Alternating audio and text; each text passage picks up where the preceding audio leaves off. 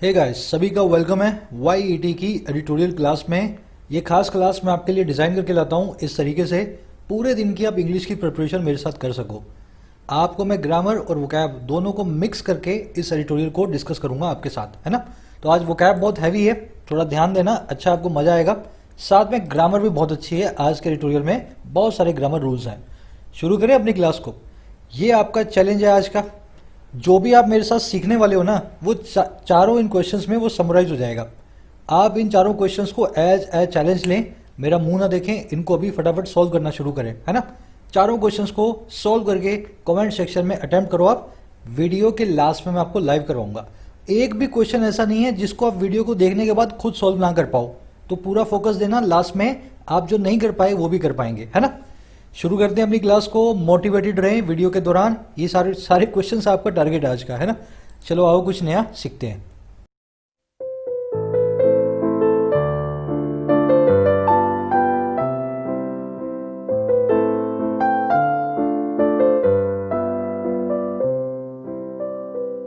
Walk the talk. Walk the talk का मतलब होता है अपने वादों पे खरा उतरना। जो बात आप कह रहे हो उसको करके दिखाना, है ना। इसको कैसे बनाए फ्रेज, क्यों बनाए, ये सारा मैं आपको भी समझाऊंगा। थोड़ा आगे बढ़ते हैं, फिर वापस आएंगे इस पे। सारे फ्रेज आप एक एक करके मेरे साथ सीखेंगे। कह रहा बातों पे खरे उतरो, जो बात करते हो वो पूरी करो। और किस बारे में कर रहा है? कह रहा on India as investment destination. बात कर रहा है हिंदुस्तान की इन्वेस्टमेंट के डेस्टिनेशन के तौर पे, निवेश के मुकाम के तौर पे। तो दुनिया को सिर्फ ये कहना ही एडिक्वेट नहीं है कि आप हमारे यहाँ इन्वेस्टमेंट करो, साथ ही साथ कह रहे हो ना वो करके भी दिखाना है कि क्यों यहाँ हमारे इन्वेस्टमेंट की जाए, आपको इन्वेस्टमेंट करने से क्या फायदा होगा, ये दुनिया को बताया जाए, है ना। एग्जाम्पल देखिए। अब देखते हैं इसके टाइटल पैराग्राफ की तरफ, ये क्या कहना चाह रहा है। कह रहा है India must ensure regulatory certainty while seeking to woo global investors. कह रहा है इंडिया को इंश्योर करना ही चाहिए, इंडिया को जरूर ही पक्का करना चाहिए रेगुलेटरी सर्टेनिटी को। सर्टेनिटी होती है निश्चितता, रेगुलेटरी होती है रिलेटेड टू रेगुलेशंस, हमारे देश के कायदे कानून। तो कायदे कानूनों से रिलेटेड निश्चितता को, पक्के बने को, सर्टेनिटी को इंडिया को इंश्योर करना ही चाहिए। समझ गए ना। ऐसा नहीं हो आज कुछ और कानून है, वो कंपनी आ गई हमारे यहाँ, फिर आपने कानून बदल दिया, अब उस कंपनी ने यहाँ पछताना शुरू कर दिया क्यों हम इंडिया में आए। तो ऐसी रेगुलेटरी सर्टेनिटी को आपको पक्का करना है, इंडिया में रेगुलेशन हमेशा एक जैसी रहे।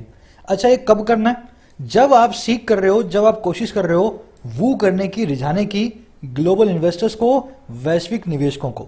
तो जब आप उनको मना रहे हो ना, आप इंडिया में आओ, वो कर रहे हो, रिझा रहे हो, उसी वक्त आप सर्टेनिटी भी लेकर के आओ कि हाँ, जो आपको आप कायदे कानून आज दिख रहे हैं, कल आप जब आ जाओगे उसके बाद भी यही कायदे कानून इंडिया में रहेंगे। समझ गए सेंटेंस को। सेंटेंस का सब्जेक्ट है इंडिया, सेंटेंस की वर्ब है मस्ट इंश्योर। सीकिंग यहाँ पे प्रेजेंट पार्टिसिपल साइमल्टेनियस एक्शन है। एक काम जब आप कर रहे होते हो, दूसरा काम साइमल्टेनियसली कर रहे होते हो ना, उसको वर्ब की आईएनजी फॉर्म से बताया जाता है। जैसे खाना खाते हुए मैं टीवी देख रहा था, तो मैं क्या बोलूंगा?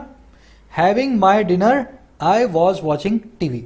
हैविंग माई डिनर बन गया present participle, I was watching my TV में वॉचिंग बन गया मेन वर्ब। तो ऐसे ही काम चलता है, एक वर्ब को आईएनजी में डाल दो, दूसरी मेन वर्ब बना दो। समझ गए ना। तो जब इंडिया सीख कर रहा हो तब इंडिया को इंश्योर करना चाहिए। इस वो वर्ड को देख लें, इसका मतलब होता है रिझाना, किसी को मनाना, किसी को बुलाना, प्लीज करना, पटाना, हैप्पी करना, सॉलिसिट करना। सॉलिसिट का मतलब समझे, दोस्तों को जीतना, है ना। किसी को दोस्त बनाना, रिझा करके अपना फ्रेंड बनाना, सॉलिसिट करना। अब आ जाओ ऊपर वाले फ्रेजेस पे। ये टॉक और वॉक का चक्कर पूरा करते हैं हमने, ना। ये सेंटेंस आपने मेरे साथ समझ लिया। देखो, टॉपर्स की एक यही आदत होती है। हालांकि मैं अपने आप को टॉपर नहीं बोलूंगा मैं, पर मैं पीछे भी नहीं रहा किसी एग्जाम में अपनी पढ़ाई के अंदर। एक आदत मैंने हमेशा ऑब्जर्व की है हर टॉपर की, वो क्या होती है, जिस भी चीज को पकड़ते हैं ना उसको लास्ट तक करते हैं। चाहे वो सिलेक्टिवली करें, पर जो करेंगे उसको पूरा करेंगे, उसमें मार्क्स नहीं कटने देंगे जो उन्होंने पढ़ा है। अब आपने यहाँ पर वॉक द टॉक ये एक फ्रेज पढ़ा, तो क्यों ना वॉक और टॉक से बनने वाले सारे डिफिकल्ट फ्रेजेस को एक साथ लिया जाए। तो ये सारे डिफिकल्ट फ्रेजेस हैं वॉक और टॉक से बनने वाले। देखते जाओ, लॉजिक के साथ समझाऊंगा। टॉक द टॉक, टॉक को टॉक करना, इसका मतलब क्या होता है? जब कोई इंसान टॉक द टॉक करता है ना, वो बड़ी बड़ी बातें करता है, चाहे वो एक्सपर्ट हो ना हो तब भी वो बता देगा मैं एक्सपर्ट हूं। बहुत ही कॉन्फिडेंट वे में बात करेगा किसी भी चीज के बारे में। हो सकता है वो एक्सपर्ट हो, हम मना नहीं कर रहे हैं, लेकिन वो अपनी बातों से अपने आप को एक्सपर्ट दिखाने की कोशिश करता है। इसका बिल्कुल उल्टा है वॉक द टॉक। जो तुम टॉक कर रहे हो ना उस पर वॉक करके दिखाओ, अपनी बातों पे चल के दिखाओ। जो तुम प्रिटेंशन कर रहे हो, प्रिटेंड कर रहे हो एक्सपर्ट बनने का, अपने एक्सपर्टीज को दिखाओ, है ना, फुलफिल करो अपने वर्ड्स को।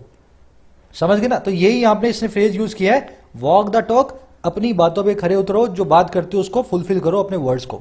समझ गए ना? टॉक द टॉक और वॉक द टॉक दोनों एक दूसरे के एंटोनिम है। तीसरा देखो, रन बिफोर यू वॉक। ये बहुत ही लॉजिकल है।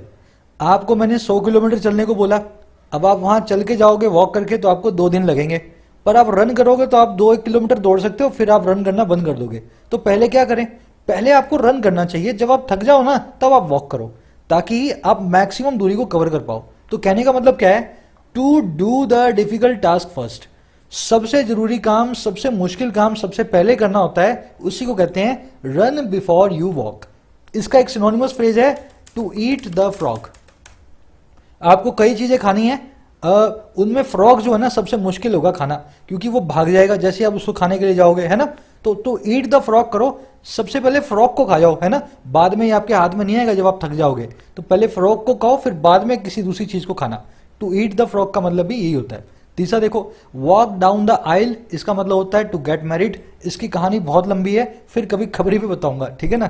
वॉक डाउन द आइल का मतलब समझ लो टू गेट मैरिड, शादी कर लेना। Walk on the thin ice और थिन रॉप, इसका मतलब क्या होता है भाई? अगर आपको रस्सी पे चलवा दूं या बहुत ही पतली आइस पे चलवाऊं, जहां पे इतना इतना कम पतली हो आइस कि आप उसमें पांव रखिए और अंदर चले जाएं, मतलब बहुत ही रिस्की हो। तो जब आप रस्सी पे चलेंगे तब भी रिस्की होगा, पतली आइस पे चलेंगे तब भी रिस्की होगा। तो आप ऐसी रिस्की सिचुएशन में होते हैं जब आप वॉक ऑन थिन आइस या वॉक ऑन थिन रॉप कर रहे होते हैं, ठीक है ना। लॉजिक से समझो इसको। अगला देखो, वॉक ऑन अ टाइट रॉप, ये बिल्कुल वैसा ही है जैसा आइस और रॉप वाला आपने देखा। इसका मतलब होता है एक डिफिकल्ट सिचुएशन में होना, एक बहुत ही टाइट सिचुएशन में होना। टाइट से इसकी निशानी लगा लें, टाइट मतलब डिफिकल्ट, एक तनाव भरी सिचुएशन में होना, then you walk on a tight rope. अब देखो, टॉक से बनने वाले 4 फ्रेजेस और हैं। टॉक अप और टॉक डाउन, दोनों एक दूसरे के एंटोनिम है। टॉक अप का मतलब होता है कोई चीज इतनी अच्छी ना हो फिर भी उसको अच्छा दिखाना। अगर आप अपनी दुकान के माल को बेचने के लिए उसकी बड़ाई करते हैं ना, आप बोलते हैं ये तो बहुत बढ़िया है, ये तो बहुत अच्छा है, जितना अच्छा नहीं है उससे ज्यादा आप बड़ाई करते हैं, तो वो आप टॉकअप कर रहे हैं उस माल को। समझ गए मेरी बात को? टॉकअप करना मतलब रियलिटी से ज्यादा किसी चीज को इंपॉर्टेंट या सक्सेसफुल दिखाना। टॉक डाउन इसका बिल्कुल उल्टा है। अपने कॉम्पिटिटर के माल के लिए आप टॉक डाउन करेंगे, रियलिटी से उसको कम सक्सेसफुल या कम इंपॉर्टेंट दिखाएंगे, है ना। हो सकता है वो बहुत अच्छा हो, पर आप बता रहे हो वो बिल्कुल खराब है। टॉक टर्की, इसका मतलब है किसी चीज के बारे में सीरियसली बात करना। ये भी इसके पीछे कहानी है, मैं आपको खबरी पे बताऊंगा, अभी याद कर लो इसको। टॉक टर्की मतलब किसी चीज के बारे में सीरियसली बात करना। लास्ट बचा टॉक थ्रू द हैट, इसका मतलब होता है बकवास करना। बकवास करना, और कैसी चीज के बारे में? जिसके बारे में आपको पता ही नहीं है।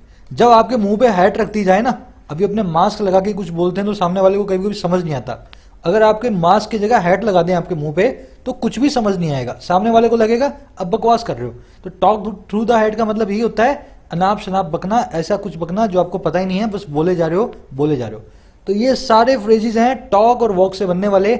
आई होप एक बार में याद करोगे लॉजिक के साथ तो जिंदगी भर याद रहेंगे। चलो आगे बढ़ते हैं। एक समरी दे देता हूं मैं, क्या लिखा हुआ है, किस बारे में लिखा हुआ है, फिर अपने शुरू करेंगे। बट बिफोर दैट, आज एडवर्ब का पार्ट 28 रात को 8 बजे लाइव करेंगे। ये एडवर्ब क्या है और क्यों करेंगे इसके लिए मैं आपको बता दूं। जो लोग नए आए हैं चैनल पे, हमारे यहाँ पे ग्रामर सीरीज चलती है, शुरू से लास्ट तक आपको कैसे इंग्लिश को अप्रोच करना है मैं स्टेप बाय स्टेप आपको सिखाता हूँ। ये ग्रामर सीरीज आप कहाँ से एक्सेस करेंगे? चैनल के होम पेज से। होम पेज कहाँ है? देखो जी, ये चैनल है अपना, ये इसका होम पेज है, ठीक है ना, YED योर इंग्लिश ट्यूटर। यहाँ पे complete English grammar for all competitive exams by YED। आपके मोबाइल में थोड़ा अलग इंटरफेस होगा, पर होम पेज पे ही पढ़िए। इसके अंदर आप एक एक करके शुरू से लास्ट तक सभी पार्ट्स को प्ले करें। 27 पार्ट्स आ चुके हैं, आज 28वां पार्ट आएगा। 30 से 32 पार्ट में पूरी ग्रामर पूरी हो रही है आपकी SSC और बैंक्स की, फ्री ऑफ कॉस्ट। जरूर से इसको फॉलो करें आप। इसी के नीचे प्रीमियम कंटेंट की 2 प्लेलिस्ट हैं, जिसमें आपको बैंक्स और SSC में स्कोर को बूस्ट करने की ट्रिक्स मिलती हैं। इन वीडियोस को देखने के लिए आप मेंबर बन सकते हैं। मेंबर बनने के लिए ऊपर जाएं, ज्वाइन बटन पे इसको प्रेस करें, मेंबरशिप को ज्वाइन करें, है ना, अपना कंट्रीब्यूशन देके शुरू करें। ज्वाइन बटन पे आप प्रेस करते हो ना तो एक वीडियो प्ले होती है, उस पर इंट्रो लिखा होता है, उसको प्ले करोगे ना तो आपको सब मालूम चलेगा। आपका कार्ड काम नहीं कर रहा है, जो भी प्रॉब्लम है आप सब कुछ उसमें देख सकते हो। समरी ये है कि एक मीटिंग हुई, वर्चुअल मीटिंग, जिसमें हमारे मोदी साहब ने बड़ी बड़ी बातें की। उसमें इसने दुनिया भर के इन्वेस्टर्स को बोला कि इंडिया में आके इन्वेस्ट करो, हम बहुत कुछ इंडिया में अच्छा करने वाले हैं। अपना एडिटोरियल क्या कह रहा है ये सब करना जरूरी था और आपने बिल्कुल सही काम किया। आपका अंदाज भी निराला है, जिस तरीके से आपने किया बहुत ही इंप्रेसिव था। लेकिन जो बातें आप उस समिट में, वर्चुअल समिट में बोल रहे हो, वो आपको करके भी दिखानी पड़ेगी। अक्सर ऐसा देखा गया है कि फॉरेन कंपनीज को इंडिया में टैक्स के नाम पे बहुत जो है ना परेशान किया जाता है। कह रहा है ऐसी एक कंडीशन के अंदर फॉरेन कंपनियां इंडिया में आने को तैयार नहीं होंगी। आपने जो बातें की बड़ी बड़ी कि हम ये अच्छा करेंगे, वो अच्छा करेंगे, वो कागजी बातें थी। अब उनको एक्शंस में कन्वर्ट करना है इंडिया को, ताकि इंडिया लॉन्ग टर्म में फायदा उठाए। समझ गए? बस ये इसकी समरी है। हमारे आज की समरी को आप लिखेंगे कमेंट सेक्शन में, अगर आप राइटिंग को अच्छा करना चाहते हैं। आज की टोन मैं आपको सिखाता हूं कैसे डिटरमिन की जाए। आज की टोन है एक तो हो सकती है सिनिकल और दूसरी हो सकती है एप्रीहेंसिव। सिनिकल क्या होती है? आपको कोई चीज अच्छी बताई जाए पर उसमें से भी आप बुराई निकालो। और क्यों निकालो? क्योंकि आपको डर लग रहा है। मोदी साहब ने कुछ अच्छा काम किया, लेकिन आपको डर लग रहा है कि यार जो बातें इन्होंने की ना शायद वो पूरी ना कर पाए, है ना। तो आप सिनिकल टोन वाले हो, थोड़े से निराशावादी हो, थोड़े से एप्रीहेंसिव हो। तो एप्रीहेंसिव और सिनिकल, ये दो टाइप की टोन्स आज के एडिटोरियल पे अप्लाई करेंगे। ठीक है, शुरू करें। Prime minister Narendra Modi's recent address at a virtual global investor roundtable was delivered as is his wont with inimitable energy and trademark alliterative phrases। कह रहा मोदी साहब का, प्राइम मिनिस्टर नरेंद्र मोदी का हाल का जो एड्रेस है। अब एड्रेस का मतलब क्या होता है? यहां पे एड्रेस आपका पता नहीं है, एड्रेस का मतलब है संबोधन या भाषण। कह रहा मोदी साहब का हाल का जो भाषण है, और कहां पे? एक virtual global investor round table पे, एक इंटरनेट से होने वाली वर्चुअल दुनिया भर की इन्वेस्टर्स की राउंड टेबल पे, मतलब गोल मेज पे, एक सम्मेलन में। कह रहे ये जो एड्रेस था ना, ये डिलीवर किया गया था। अच्छा, कैसे डिलीवर किया गया था? कह रहे जैसा कि उसका वांट भी है, एज हिज वांट। वांट का मतलब होता है आदत, हैबिट, कस्टम, इसका मतलब है। कह रहे जैसे भी उनकी आदत भी है। अच्छा, कैसे डिलीवर किया गया था? अब ये यहां बता रहा है। उस एनर्जी के साथ जो इनिमिटेबल है, जो अनपैरेलल है, जो कोई भी कॉपी नहीं कर सकता, और उस ट्रेडमार्क अलिटरेटिव फ्रेजेस के साथ, उस उनके तकिया कलाम रिपीटेशन वाले फ्रेजेस के साथ। सेंटेंस थोड़ा सा उल्टा सीधा आपको लग सकता है, एक बार समझो, फिर से मैं रिपीट कर रहा हूं।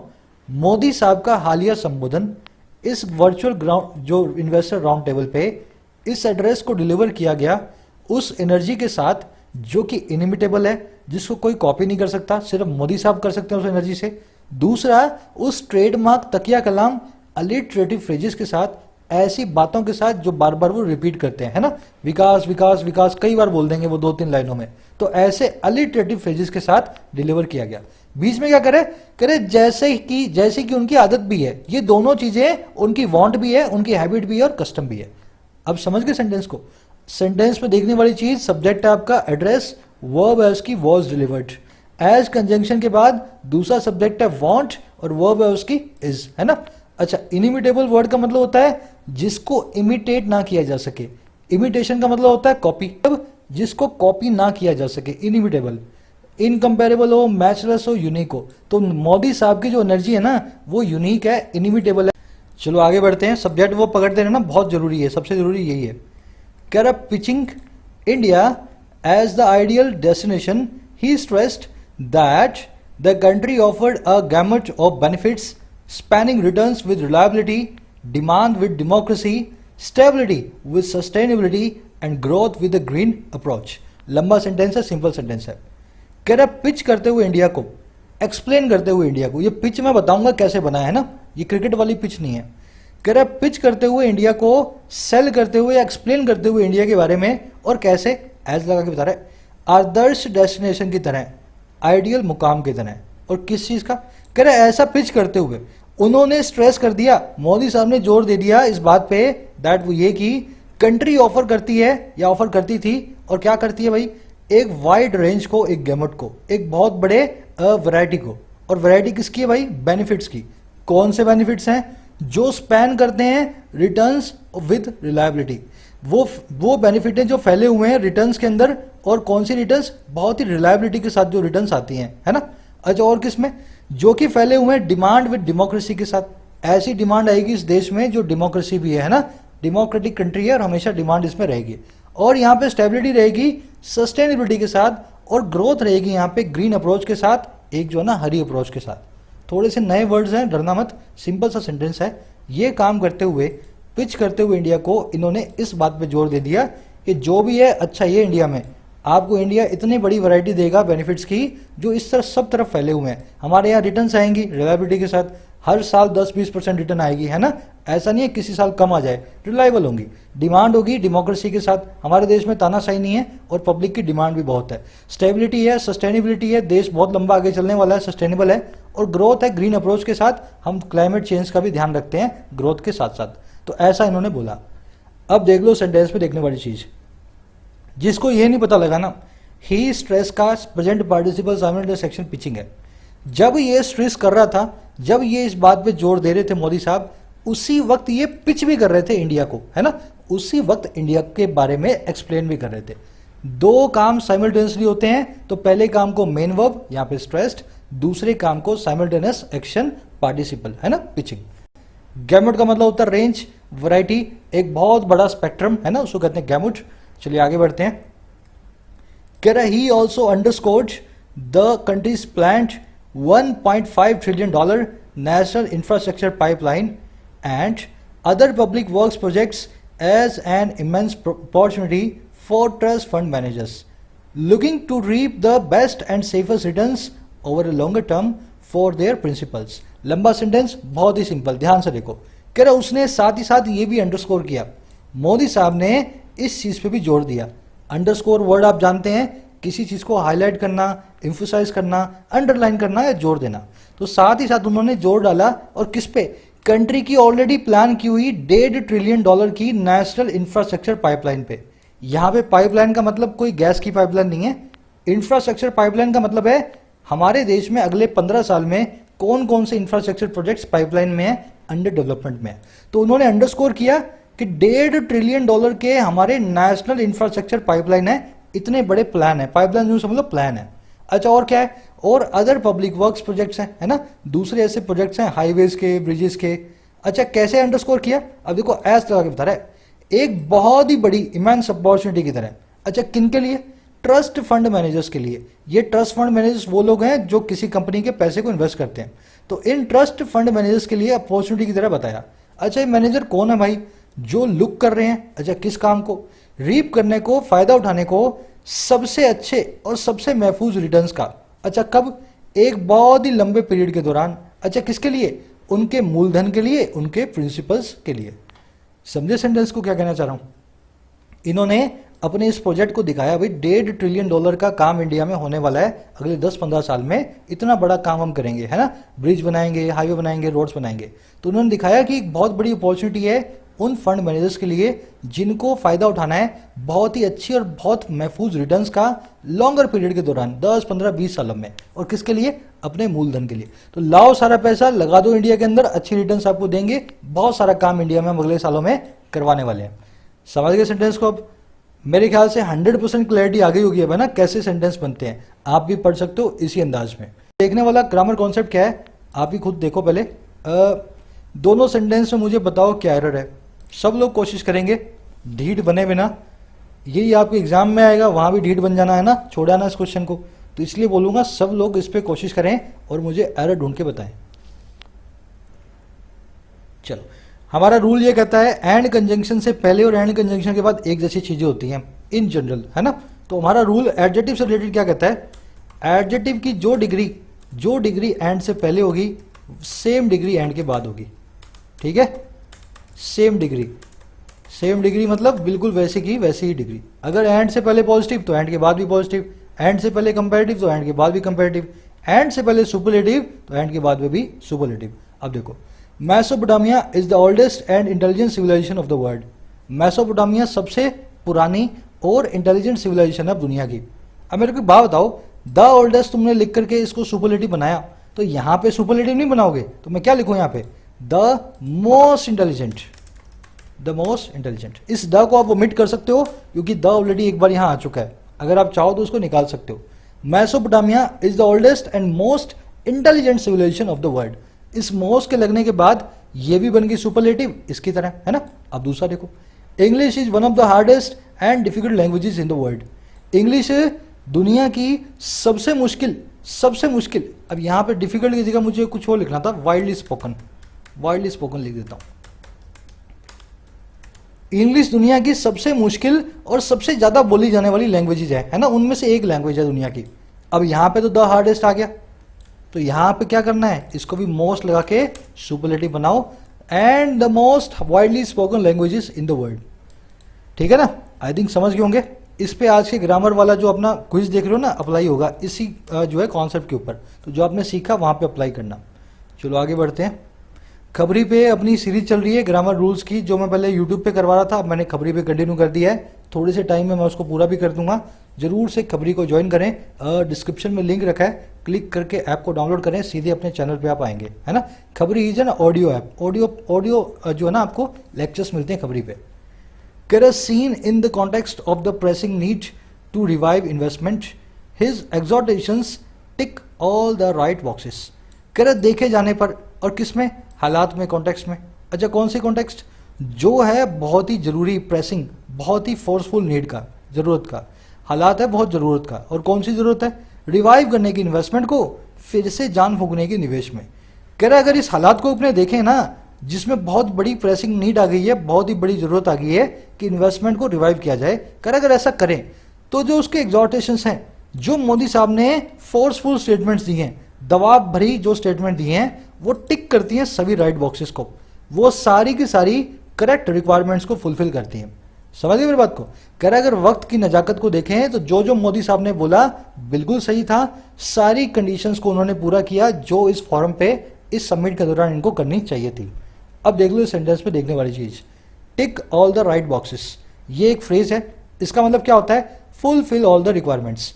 अगर आपने कोई फॉर्म भरा है ना, तो उसमें बॉक्सेस होते हैं, भाई आप मैरिड हैं, अनमैरिड हैं, आप कितने पढ़े हैं, ऐसा कुछ फॉर्म वॉर्म देखा होगा ना, आपने फॉर्म्स भरते हैं। अगर आप उसमें सभी राइट बॉक्सेस भर रहे हैं तो आप उस फॉर्म में एलिजिबल हो जाएंगे, है ना। ऐसे इस फ्रेज को आप जोड़ के रखें, जब आप सभी राइट बॉक्सेस को टिक करते हैं, आप सभी रिक्वायरमेंट्स को फुलफिल करते हैं, आप उस काम के लिए एलिजिबल होते हैं। तो मोदी साहब ने सभी राइट बॉक्सेस को टिक किया, सही सही बातें बोली। अब देखो एग्जॉर्टेशन, एग्जॉर्टेशन होता है दबाव भरी स्टेटमेंट। एग्जॉर्ट का मतलब होता है दबाव डालना, एग्जॉर्टेशन मतलब दबाव, एग्जॉर्टेशंस मतलब दबाव भरी स्टेटमेंट्स, ऐसी बातें जिसमें आप बहुत ज्यादा फोर्सफुली जो बातें करते हो, है ना। कह रहा as the RBI noted in its latest monetary policy report last month, investment already in contraction mode since the July-September quarter in 2019 suffered a massive, further massive pandemic shock. Correct, जैसे कि आरबीआई ने note किया अपनी latest monetary policy report में जो पिछले महीने आई थी। अच्छा क्या नोट किया, जो इन्वेस्टमेंट है जो कि ऑलरेडी कॉन्ट्रैक्शन में है, सिकुड़न में है, और कब से कॉन्ट्रैक्शन मोड में है, जुलाई से सितंबर के क्वार्टर से 2019 के, तो 2019 से इन्वेस्टमेंट हमारे यहाँ दबाव में है। कह रहे ये जो इन्वेस्टमेंट है ना, इसने सफर किया एक और बड़े और आगे बहुत ही बड़े पैंडेमिक के शॉक को। कहने वाला कौन है, आरबीआई। आरबीआई ने ऐसा नोट किया है कि इन्वेस्टमेंट जो है बहुत बड़े शॉक के तले के नीचे है, सितंबर 2000 के क्वार्टर से ही, है ना, 19 के। समझ के सेंटेंस, सिंपल सेंटेंस है, आरबीआई की वर्ब नोटेड, इन्वेस्टमेंट की वर्ब सफर्ड, है ना। मैसिव मतलब बहुत बड़ा, एडजेक्टिव है। कर a fix investment which almost halved in the first quarter of the current fiscal continues to face an uncertain outlook given the weak consumption demand and excess capacity in most industries. इतना ही पढ़ते हैं फिर आगे बढ़ेंगे। कह रहे जो fix investment है, कहाँ गया, जो फिक्स इन्वेस्टमेंट है, ऐसी इन्वेस्टमेंट जो एकदम आप कर देते हो और 15-20 साल के लिए ना, फिक्स इन्वेस्टमेंट। कह रहे जो कि ऑलमोस्ट हाफ हो गई, आधी हो गई। अच्छा कब, फर्स्ट क्वार्टर में, पहली तिमाही में, और कब की, करंट फिस्कल की। कह रहे ये जो फिक्स इन्वेस्टमेंट है ना, जारी है अभी भी ये। अच्छा क्या, फेस करना, सामना करना। अच्छा किसका भाई, एक बहुत ही अनिश्चित आउटलुक का, एक बहुत ही अनसर्टेन फ्यूचर का।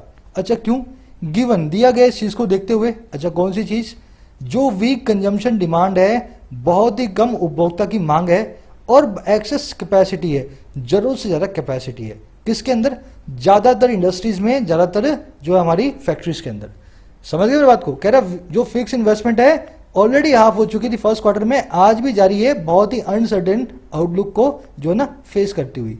अब देखो ये वीक डिमांड और एक्सेस कैपेसिटी के बारे में बता रहा है, कह रहा है खास करके तब when coupled with stressed balance sheets that cramp businesses ability to borrow and invest according to the RBI. कह रहे ये खास करके तब हुआ है जब ये कपल विद है, जब ये जुगलबंदी में है, जब ये अटैच्ड है कपल बन के उस स्ट्रेस्ड बैलेंस शीट का, उस तनाव में आई हुई बैलेंस शीट का, अकाउंट्स का, जो कि क्रैम्प कर रहे हैं, जो कि पूरी तरह से पैरालाइज कर रहे हैं, रोक रहे हैं बिजनेसेस की एबिलिटी को कि वो बोरो करें और कर्ज लें और इन्वेस्ट करें। कहने वाले कौन है? अकॉर्डिंग टू द आरबीआई, अब आरबीआई के हिसाब से। ये सबसे मुश्किल और सबसे लंबा सेंटेंस था पूरे एडिटोरियल का। एक काम करते हैं, इसको थोड़ी इज्जत देते हैं, एक बार इसको रिपीट करते हैं, फिर आऊंगा इसके अंदर के मैं वर्ड्स के ऊपर, है ना, ग्रामर इसमें है नहीं। कह रहा फिक्स इन्वेस्टमेंट जो कि ऑलमोस्ट आधी हो गई पहली तिमाही में करंट फिजिकल ईयर के, हाल के फाइनेंशियल ईयर में, है ना, 2020-21 में। कह रहा है ये इन्वेस्टमेंट अभी भी जारी है, बहुत ही अनसर्टेन आउटलुक को फेस करती हुई। क्यों भाई? गिवन लगा के बता रहा है, बहुत ही वीक कंजम्पशन डिमांड है, आप और मैं कुछ खरीद ही नहीं रहे हैं, है ना, हमारे कंजम्पशन की डिमांड बहुत कम है, और एक्सेस कैपेसिटी हो गई है ज़्यादातर इंडस्ट्री के अंदर। इंडस्ट्री में बहुत सारा माल बनाने की कैपेसिटी है, पर उस माल को कोई खरीदने वाला नहीं है। कह रहे खास करके तब हो रहा है जब हम कपल विद कर दें, सिनेरियो को जोड़ दें बहुत ही स्ट्रेच बैलेंस शीट के साथ, ऐसी बैलेंस शीट्स, ऐसे बिजनेस के अकाउंट जो बहुत दबाव के तले हैं, है ना, अकाउंट्स के अंदर प्रॉफिट है ही नहीं। अच्छा, ये वो बैलेंस शीट स्ट्रेस्ड हैं जो क्रैम्प करती हैं, पूरी तरह से पैरालाइज कर देती हैं व्यापारों की उस क्षमता को, एबिलिटी को, कि वो बोरो करें और जो है कर्जा लें और इन्वेस्ट करें और जो है पैसे को निवेश करें। ये कहने वाले हैं अकॉर्डिंग टू आरबीआई, हमारे आरबीआई साहब। अब समझे सेंटेंस को, लंबे हैं पर आसान है अगर पीस बाय पीस चलो। वर्ड देखने वाले, आउटलुक, आने वाला prospect, expectation, near dear future, है ना। आउटलुक का मतलब होता है आने वाला फ्यूचर। क्रैम्प आप जानते हैं, ऐंठन होती है, जैसे आपकी नस पे नस चढ़ जाए ना, आपसे चला ना जाए, तो आप उसको बोलेंगे क्रैम्प। इसको मसल स्पैस्म बोला जाता है, दूसरा वर्ड है इसके लिए, है ना। क्रैम्प को वर्ब फॉर्म में बोलेंगे किसी को हिंडर करना, हैम्पर करना। जब आपको कोई चीज क्रैम्प कर देती है तब आप ना चल पाते हो, ना बोल पाते हो, ना हिल पाते हो, है ना, तो आपको वो चीज हिंडर कर रही है, हैम्पर कर रही है। That cramp business is ability. चलो आगे बढ़ते हैं। कर and the government's ability to apportion more funds for growth spurring capital projects is hamstrung by a widening physical deficit. इतना ही पढ़ेंगे, लंबा सेंटेंस है। कह रहा और जो सरकार की एबिलिटी है ना, क्षमता है कि वो अपोर्शन करे, कि वो डिवाइड करे, कि वो अपोर्शन का मतलब होता है डिस्ट्रीब्यूट कर देना, छोटे छोटे हिस्से करके सही हर जगह लगा देना, है ना। कह रहा और जो सरकार की क्षमता है ना कि वो डिवाइड करे या डिस्ट्रीब्यूट करे और पैसे को, अच्छा किसके अंदर, ग्रोथ को स्पर करने वाले, निवेश को उंगली लगाने वाले, निवेश को इंसाइट करने वाले, है ना, प्रोवोक करने वाले, और कैपिटल प्रोजेक्ट्स को। कह रहा है ये जो एबिलिटी है ना, ये भी हैमस्ट्रंग है, ये भी हैंडीकैप्ड है, ये भी अपाइज हो चुकी है, और किसके द्वारा, एक बड़े होते हुए, वाइड होते हुए फिजिकल डेफिसिट के द्वारा। अच्छा, डेफिसिट कब आया? Amid a protracted border stand of the health crisis and debilitating revenue shortfall. ये आया है एक लंबे खिंचे हुए बॉर्डर स्टैंड ऑफ में, एक हेल्थ क्राइसिस में, कोविड-19 में, और एक कमजोर बनाने वाले रेवेन्यू शॉर्टफॉल में। समझ गए मेरी बात को? तो बता रहा है सरकार के पास पैसे नहीं है, कोविड पे ऑलरेडी बहुत सारा पैसा लग रहा है, बॉर्डर पे भी बहुत सारे हथियार हमें खरीदने पड़ रहे हैं, तो सरकार जो है ना उसकी एबिलिटी भी खत्म हो चुकी है, हैमस्ट्रंग हो चुकी है कि और पैसे वो ऐसे प्रोजेक्ट में डाले जिससे हमारे देश में थोड़ा तेज ग्रोथ हो, है ना, ग्रोथ स्परिंग कैपिटल प्रोजेक्ट्स। अब देख लो सेंटेंस, सेंटेंस में देखने वाली चीजें देखो। एबिलिटी की वर्ब है इज हैमस्ट्रंग। हैमस्ट्रिंग आप जानते हैं, अगर क्रिकेट देखते हैं, आपकी वही, अगर ऊपर आप स्पैज्म देख रहे हो ना, या आप क्रैम्प देख रहे हो, वही हैमस्ट्रिंग होता है। समझ गए ना? तो अगर आप हैमस्ट्रंग है ना तो आप चल नहीं पाएंगे, आप पूरी तरह से पैरालाइज हो चुके हैं, हैंडीकैप हो चुके हैं, क्रिपल हो चुके हैं। सरकार की एबिलिटी भी हैमस्ट्रंग हो चुकी है, पूरी तरह से पैरालाइज्ड है, आगे नहीं बढ़ सकती। वाइडनिंग मतलब वाइड होता हुआ, अपोर्शन मतलब छोटे छोटे पोर्शन करना, डिवाइड करना, डिस्ट्रीब्यूट करना, अपोर्शन, है ना। प्रोटेक्टेड मतलब लंबा खींचा हुआ। डेबिलिटेटिंग हर वो चीज है जो आपको कमजोर बनाए, जो आपको क्रिपल करे, है ना, जो आपको परेशान करे। Debilitating revenue shortfall. चलो आगे बढ़ते हैं। कह रहा asserting that all sectors of the economy were looking up in the wake of the government's resolute tackling of the pandemic. Mr. Modi cited a 13% increase in FDI flows in the first 5 months of the financial year as reflective of the global investor community's confidence. अब देखो यहाँ पे मजाक करना शुरू करेगा, देखना कैसे, असर्ट करते हुए, जोर देते हुए, हाईलाइट करते हुए, अंडरलाइन करते हुए, इम्फोसाइज करते हुए। अच्छा, किस चीज़ को भाई? कि सारे के सारे जो सेक्टर है ना इकोनॉमी के, वो लुक अप कर रहे थे, वो आसमान की तरफ देख रहे थे, वो ऊपर की तरफ जा रहे थे। अच्छा, कब? In the wake of government resolute tackling. In the wake of का मतलब होता है बाद में, फॉलोइंग या आफ्टर। बाद में सरकार की मजबूती भरी टैकलिंग के, सरकार की रेजोल्यूट निपटने के काम से। टैकलिंग मतलब निपटने का काम। अच्छा भाई, किससे? पैंडेमिक का। कह रहा है इस चीज पे जोर देते हुए कि सरकार की बहुत ही मजबूती भरी जो टैकलिंग हुई है पैंडेमिक की, उसके बाद में सारे के सारे इकोनॉमी के सेक्टर लुकअप कर रहे हैं, ऊपर जा रहे हैं। इस चीज को असाइड करते हुए अब देखो हुआ क्या है, मोदी साहब ने साइड कर दिया, मोदी साहब ने हवाला दे दिया 13% बजट का, और किसमें? एफडीआई के इन्फ्लोज के अंदर, एफडीआई की आवक में। और कहां पे?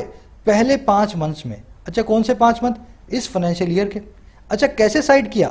एज रिफ्लेक्टिव, एक परछाई के तौर पे, एक रिफ्लेक्शन के तौर पे, और किसकी? ग्लोबल इन्वेस्टर कम्युनिटी की कॉन्फिडेंस की, दुनिया भर की इन्वेस्टर कम्युनिटी के विश्वास की। समझ गए मेरी बात को? तो इन्होंने समिट में क्या बोला? हवाला दिया 13% की इंक्रीज का, कि इस साल में शुरू के 5 महीने में 13% की बढ़त आई है एफडीआई में। देखो दुनिया हमारे अंदर कितना कॉन्फिडेंस रखती है। और ये कब किया इन्होंने? असर्ट करते हुए, जोर देते हुए इस चीज पे सारे इकोनॉमी के सेक्टर ऊपर आ रहे हैं सरकार की मजबूती भरी टैकलिंग के बाद कोविड-19 पैंडेमिक की। समझ गए ना पूरी स्टोरी? 2 काम हो रहे हैं साइमल्टेनियसली, यहाँ पे ये हवाला दे रहे हैं, यहाँ पे इसको असर्ट कर रहे हैं, ये वाला काम और ये वाला काम। चलो आगे बढ़ते हैं। कह रहा है however what he likely overlooked was that with almost 3/4 of the 27 billion of the FDI equity inflows in that period being accounted for by stake acquisitions in a single large telecom company, a bulk of this investment is unlikely to manifest as new job creating factories or businesses. बहुत मुश्किल sentence है, ध्यान से देखो, इतना बड़ा है ना, छोटे छोटे पीस कर रहा हूँ। हालांकि हाउएवर, जो उसने मोदी साहब ने लाइकली ओवरलुक किया, जिस चीज़ की तरफ उन्होंने नज़रअंदाज कर दिया है ना, जिस चीज़ की तरफ ध्यान नहीं दिया। अच्छा, वो क्या चीज़ थी? वो थी दैट, वो ये की लगभग 3/4, 3/4 किसका भाई? 27 बिलियन एफडीआई का, 27 बिलियन इन्वेस्टमेंट का, फॉरेन डायरेक्ट इन्वेस्टमेंट का, है ना, उसके इक्विटी इनफ्लो का। कह रहा है इन दैट पीरियड, इस पीरियड में जो कि शुरुआती 5 महीने की बात मोदी साहब कर रहे हैं, कह रहा है लगभग 3/4 जो है ना इसका, और वो क्या है? इसके अकाउंट फॉर होने के साथ ही, इसके हिसाब देने के साथ ही, अकाउंट फॉर होना मतलब हिस्सा बनना या हिसाब देना, तो कह रहा है विद के साथ ही 3/4 27 बिलियन के इक्विटी फ्लो के अकाउंट फॉर होने के, हिसाब देने के। और किसके द्वारा हिसाब दिया जा रहा है? स्टेक एक्विजिशन के द्वारा, हिस्से की खरीदारी के द्वारा। और किसके अंदर? एक सिंगल लार्ज टेलीकॉम कंपनी में, मोस्ट प्रोबेबली बात कर रहा है वोडाफोन की, है ना। तो एक सिंगल लार्ज टेलीकॉम कंपनी में स्टेक के एक्विजिशन के 27 बिलियन का 3/4 बनने के साथ ही, कह रहा हुआ क्या? इसके साथ हुआ क्या? कह रहे जो बल्क था ना, जो मेजर पोर्शन था इस इन्वेस्टमेंट का, वो अनलाइकली है कि वो प्रूव होगा। और कैसे प्रूव होगा? नया जॉब क्रिएट करने वाली फैक्ट्री की तरह या बिजनेस की तरह।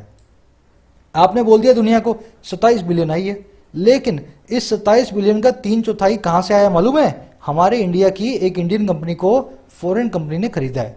तो वो तो हर बार थोड़े ना होगा। तो 27 बिलियन का 3/4 तो आप बोलो ही मत कि यहां कैसे आया, वो आया हमारे देश की कंपनी के बिकने के कारण।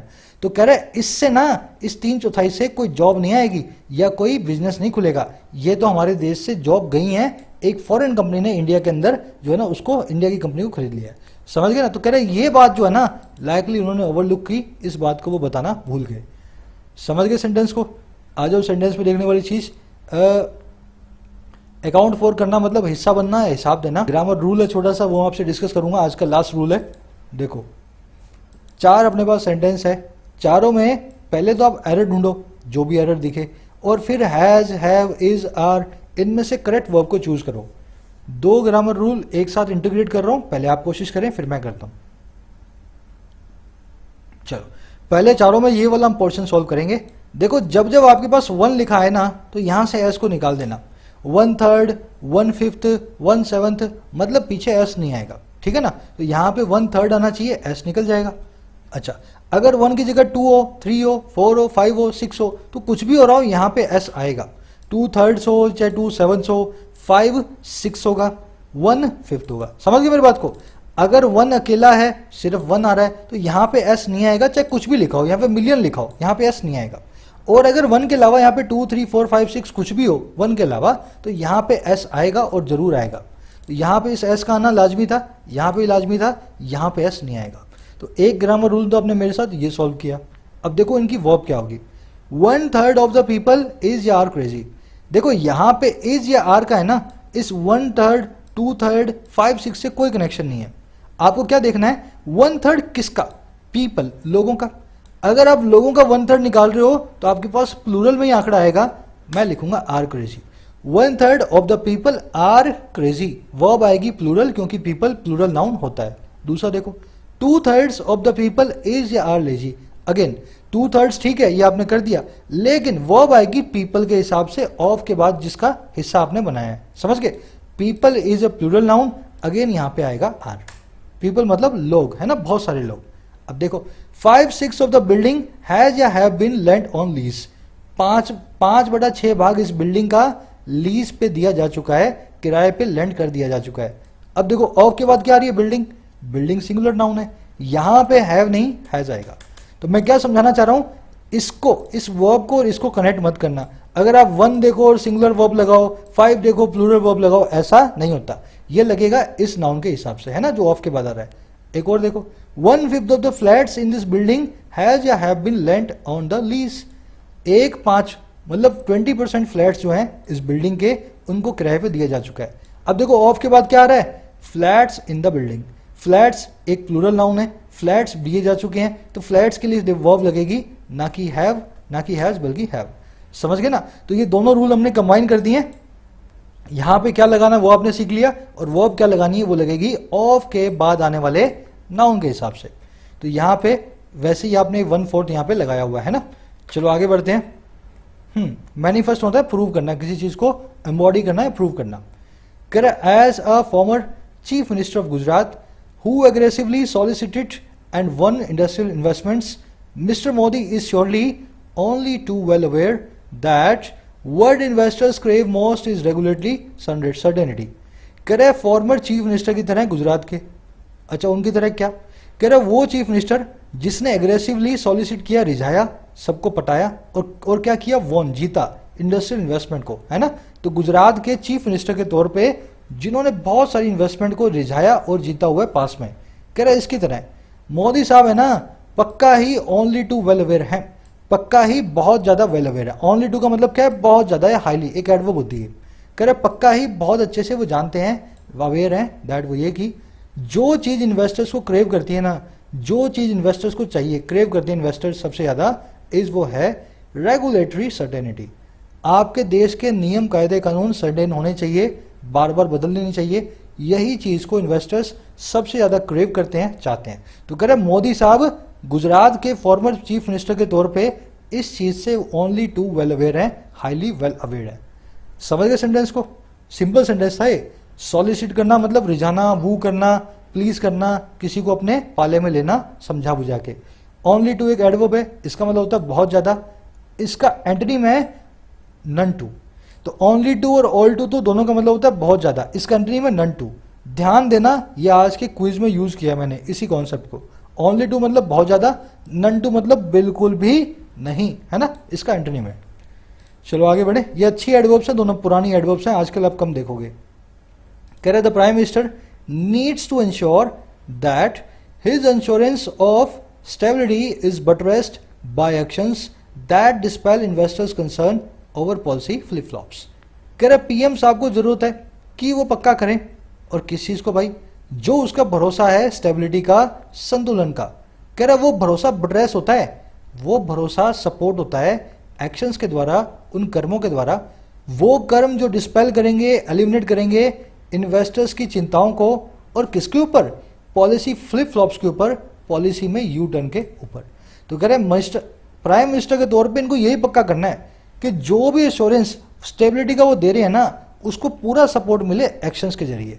जो उन्होंने भरोसा जताया है अपने भाषण में एश्योरेंस का, उसको उस एक्शन से वो बट्रेस भी करे, सपोर्ट भी करे, है ना। वो एक्शंस हो जो इन्वेस्टर्स की चिंताओं को खत्म कर दें, डिस्पेल कर दें, और जो कि हैं पॉलिसी में बदलाव से रिलेटेड, फ्लिप फ्लॉप से रिलेटेड।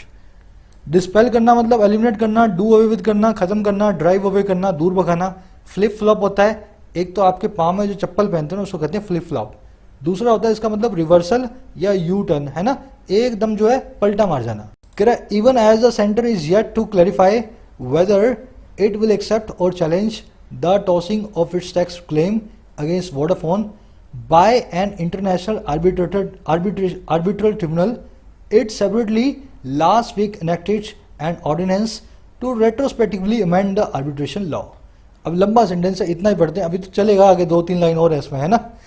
कह रहा है इवन है यहाँ तक कि जैसे कि सेंटर जो है इज वो है येट अभी भी बाकी क्लैरिफाई करना, सफाई देना, किस पे, हाँ कि ना, ये एक्सेप्ट करेगा या नहीं करेगा, या फिर ये चैलेंज करेगा या नहीं करेगा, किसको भाई, टॉस करने को, कैंसिल करने को, इसके टैक्स के क्लेम को, इसके कर के दावे को, और किसके खिलाफ, वोडाफोन के खिलाफ।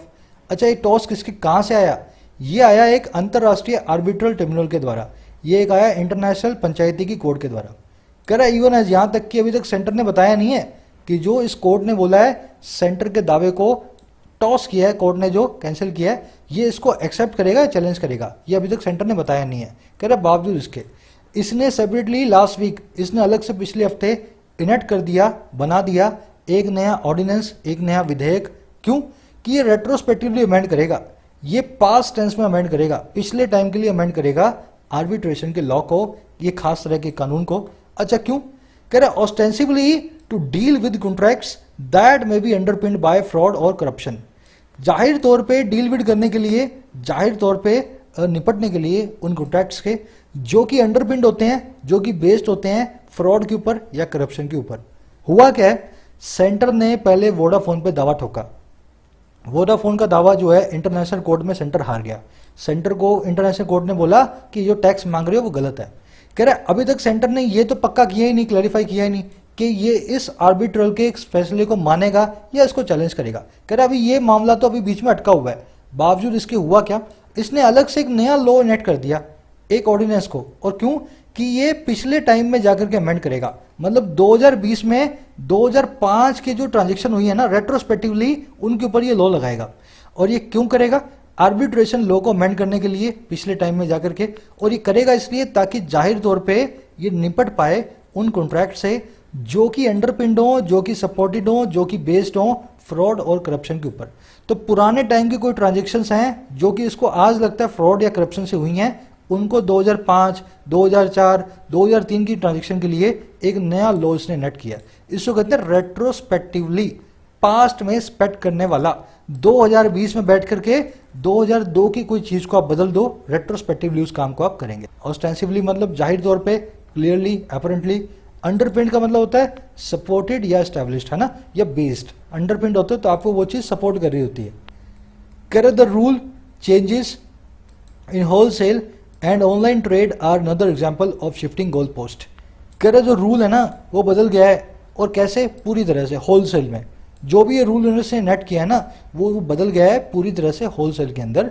और ऑनलाइन ट्रेड जो है ना वो दूसरा एग्जाम्पल है इसकी शिफ्ट होती हुई गोल पोस्ट का, इसकी बदलती हुई प्रायोरिटीज का। तो इसने सारा रूल बदल दिया है, और ऑनलाइन ट्रेड के अंदर भी इसकी प्रायोरिटियां, इसके गोल पोस्ट, इसकी डेस्टिनेशन, इसके जो टारगेट्स हैं वो शिफ्ट हो रहे हैं, बदल रहे हैं। कह रहा mister Modi has his task cut out, make sure that investors see him walk the talk. कह रहा मोदी साहब का टास्क कट आउट है, मोदी साहब के सामने एक बड़ी चुनौती है, एक बड़ा चैलेंज है ना। To face a challenge is to have your task cut out, to face a challenge लिख दूं। तो मोदी साहब के सामने चैलेंज पक्का है, बड़ा सा चैलेंज। अब क्या है वो, पक्का करें कि इन्वेस्टर्स जो हैं वो उनको देखेंगे, और कैसे, वॉक द टॉक करते हुए, जो जो उन्होंने बोला है ना हर उस काम पे एक एक्शन लेते हुए। समझ गए सेंटेंस को। ये टास्क कट आउट और to be cut out for something, ये मैंने आपको दर्जी से रिलेट करके बताया था, एक टेलर से। उस कहानी को याद करें, इसीलिए बताया था ताकि नेक्स्ट टाइम आप उसको याद कर सकें। तो पहला वाला तो मैंने आपको बता दिया, have your task cut out, दूसरा वाला उसी कहानी से मुझे याद करके कमेंट सेक्शन में डालो। To be cut out for something का मतलब क्या होता है? जिसको याद है जरूर से बताए। टेलर वाली कहानी जो मैंने आपको बताई थी, रिपीट करूंगा फिर किसी एडिटोरियल में आएगी, है ना। चलो आ जाओ, अब अपना आज का क्विज कर लेते हैं। शुरू करेंगे सबसे मुश्किल वाले से, है ना। थर्ड नंबर से करते हैं। ये चौथा वाला तो आप समझ गए, टॉक थ्रू द हेड मतलब बकवास करना। थर्ड वाला कह रहे हैं that a poor young boy of only 2 comfortable means would be impressed by all his worldly expertise is not difficult to imagine. बहुत मुश्किल है, ध्यान से समझना। ये बात की, अच्छा कौन सी बात? एक गरीब जवान लड़का ओनली 2 कंफर्टेबल मीन्स वाला। ओनली 2 का मतलब क्या होता है? हाईली। इसकी जगह मैं हाईली लिख देता हूं। आपने देखा है साइड वर्ब को मेरे साथ, ओनली 2 मतलब हाईली। एक गरीब जवान लड़का बहुत ही कंफर्टेबल मीन्स वाला, संसाधनों वाला। गरीब है और कंफर्टेबल मीन्स वाला, है ना। बहुत गरीब है पर घर में बहुत संसाधन है, हो सकता है ऐसा क्या? तो कह रहा है ऐसा लड़का इंप्रेस होगा उसके सारे वर्ल्डली एक्सपर्टाइज से, उसकी दुनियादारी की सारी जो है कलाबाजियों से। वर्ल्डली मतलब दुनियादारी वाली, एक्सपर्टीज मतलब उसकी कुशलताएं। कह रहा है is not difficult to imagine, ये ज़्यादा इमेजिन करना डिफिकल्ट नहीं है, बहुत इजीली हम इस चीज़ को मान सकते हैं, है ना। सेंटेंस में गलती क्या बताऊं आपको मीनिंग में। ये लड़का बहुत गरीब है, बहुत यंग है, और कैसे कंफर्टेबल मीन्स वाला है? जिसके कंफर्टेबल मीन्स ओनली 2 है, हाईली है। अगर ये गरीब है ना तो इसे कंफर्टेबल मीन्स होंगे बहुत कम, इससे घर में बहुत कम सुख सुविधाएं होंगी, मतलब ओनली 2 गलत यूज़ किया। इसकी जगह पे इसका एंटोनी माना चाहिए नन टू। समझ गए ना। किसी भी गरीब लड़के को आप बड़ी बड़ी बात करोगे, उसको अपनी अमीरी दिखाओगे तो हो सकता है आपसे थोड़ा सा इंप्रेस हो जाए, तो ये डिफिकल्ट टू इमेजिन नहीं है। तो यहाँ पे none too was the right adverb instead of only 2। Second question देखते हैं, वॉक डाउन द आइल। इसका मतलब क्या होता है? ये मैंने आपको बताया था, है ना। To get married is to walk down the aisle. तो डिवोर्स करना भी नहीं है, रोड को क्रॉस करना भी नहीं है, और अपने पड़ोसन को लेके भागना भी नहीं है, है ना। वॉक डाउन द आइल का मतलब होता है शादी करना। अब फर्स्ट वाला देखो, 1 dash of the students in the college dash one the award for the dash performance in various sports this year. कैसे करूंगा मैं इसको? 1 के साथ में क्या लगेगा मुझे बताओ?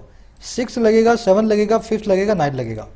एक्चुअल में ना सब लग सकते हैं, ये भी लग सकता है, ये भी लग सकता है, ये भी लग सकता है, ये भी लग सकता है, लेकिन जिसके पीछे एस आ रहा है ना वो तो बिल्कुल नहीं लगेगा। तो या तो आपका आंसर ए है जिसके यहां पे 6 के पीछे एस नहीं आ रहा, या सी है। समझ गए ना। यहां पे एस नहीं आ रहा, यहां भी एस नहीं आ रहा, तो 1 के आगे इन दोनों में से एक ही लगेगा। अब दूसरा देखो, यहां पे 1 से पहले जो वर्ब आएगी वो कैसे लगेगी? ऑफ द स्टूडेंट्स के हिसाब से। स्टूडेंट्स प्लूरल है इसलिए वर्ब प्लूरल आएगी, तो यहां पे लगेगा हैव। समझ गए ना। तो यहां पे 7th आएगा और यहां पे हैव आएगा। अब तीसरा तो आपने देख लिया, best and the most impressive. यहां पे परफॉर्मेंस बेस्ट होगी और मोस्ट इंप्रेसिव होगी, यहां भी सुपरलेटिव डिग्री और यहां भी सुपरलेटिव डिग्री। तो आप कैसे भी पकड़ लो, है ना। चाहे तो आप उल्टा शुरू कर लो, चाहे शुरू से शुरू कर लो, बहुत इजीली आप इसको कर सकते हो। 1/7 of the students in the college have one the award for the best and the most impressive performance in various sports this year. समझ गए। जरूर से एक लाइक और एक शेयर। आज की समरी, आज का अपना स्कोर कमेंट सेक्शन में डालें। कमेंट सेक्शन में आप मुझसे बात कर सकते हैं आपके डाउट्स को लेकर के। शाम को 8 बजे एडवर्ब की वीडियो है, लाइव करेंगे, तैयार रहना। तब तक के लिए साइनिंग आउट। अपना अलार्म डाल लो, एडवर्ब की वीडियो पे रिमाइंडर डाल लो ताकि 8 बजे आपको नोटिफिकेशन मिले, है ना। Signing out.